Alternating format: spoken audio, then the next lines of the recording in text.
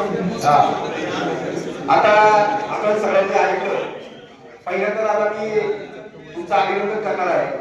या एक चांगला प्रकल्प जो तुम्ही एखाद्या बांधवा आईने वडिलांनी जन्म घालावा अशा रेल्वे प्रकल्पाला तुम्ही जन्म दिला. साहेबांनी तुम्हाला त्या ठिकाणी ते प्रकल्प वाढवण्यासाठी मदत केली 50%. तुमच्या कार्याला यश आलं होतं, परंतु यश आता कोणामुळे गेलं हा प्रश्न सरकारमुळे गेले की या विभागाच्या खासदारांमुळे गेले हाही प्रश्न माझ्यासमोर आहे. परंतु मला जर विचारलं तर मी सांगेन की 100% हे अपयश अमोल कोल्हे खासदारांचं या ठिकाणी आहे. कारण विरोधी पक्षामध्ये असताना तुम्ही विरोधी पक्षामध्ये असताना सुद्धा सत्तारूढ पार्टीच्या लोकांच्या बरोबर भागवंत करून धरणं धरून या ठिकाणी हा प्रकल्प मंजूर केला. परंतु ज्या लोकप्रतिनिधीला आम्ही बोललो 5-6 वर्षापूर्वी आणि त्याला आपण निवडून दिलं याचा अपयश आहे असं माझा सगळा कार्यकर्ता निश्चित प्रकारे या ठिकाणी म्हणेल.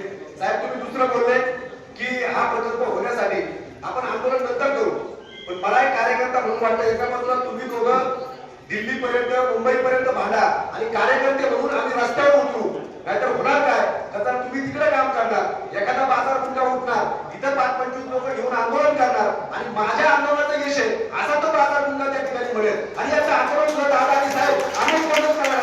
लक्षात ठेवा याचं आंदोलन सुद्धा याचं नेतृत्व सुद्धा 25 लोकांचं आंदोलन कोणतेच करणार आणि मग आपण काम करून नक्की आपण काय त्या ठिकाणी साध्य केलं हे सुद्धा अत्यंत महत्वाचं आहे. दुसरं आता रामशेठ म्हणले पेट्रोल मार्ग त्या ठिकाणी मार्ग गेला पाहिजे.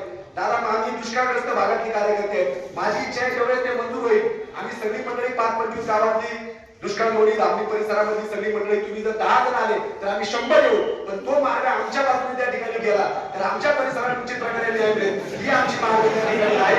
तुमच्या प्रत्येक मागणीला आम्ही समोर त्या ठिकाणी आहोत. धन्यवाद.